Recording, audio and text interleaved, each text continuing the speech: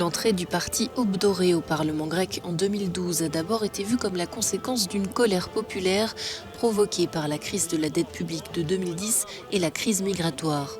Mais cela n'était qu'en partie vrai. Dès son élection, le leader de la formation, Nikos Michaloliakos, montre rapidement le vrai visage d'Aube dorée.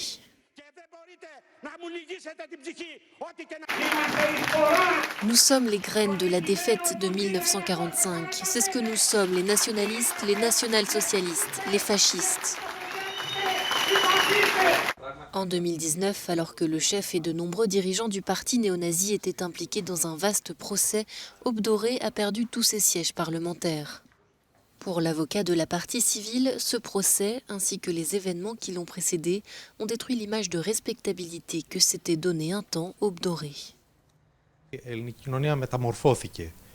La société grecque a été transformée par cette procédure. Elle a compris le rôle que le racisme et la xénophobie ont joué dans la création de cette organisation fasciste et nazie. On peut dire que les abeilles ont gagné contre les loups. Galvanisés par la présence de députés d'Aube dorée au Parlement, les partisans multiplient dès 2012 les attaques verbales et physiques contre des migrants, des opposants politiques, des journalistes et des militants de gauche. Le parti déclare toutefois qu'il s'agit d'actes isolés et non d'une organisation centralisée. Mais en septembre 2013, le rappeur antifasciste Pavlos Fyssas décède après avoir été poignardé. Son assassin, un cadre du parti Aube dorée, avoue le crime. Le meurtre de ce musicien antifasciste est devenu le point de départ de toute l'accusation.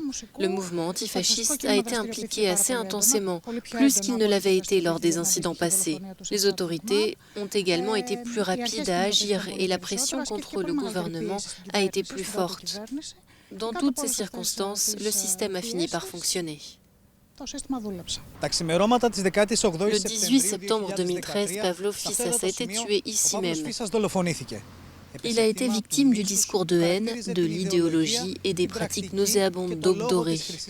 Certains ont estimé que ce meurtre était prévisible.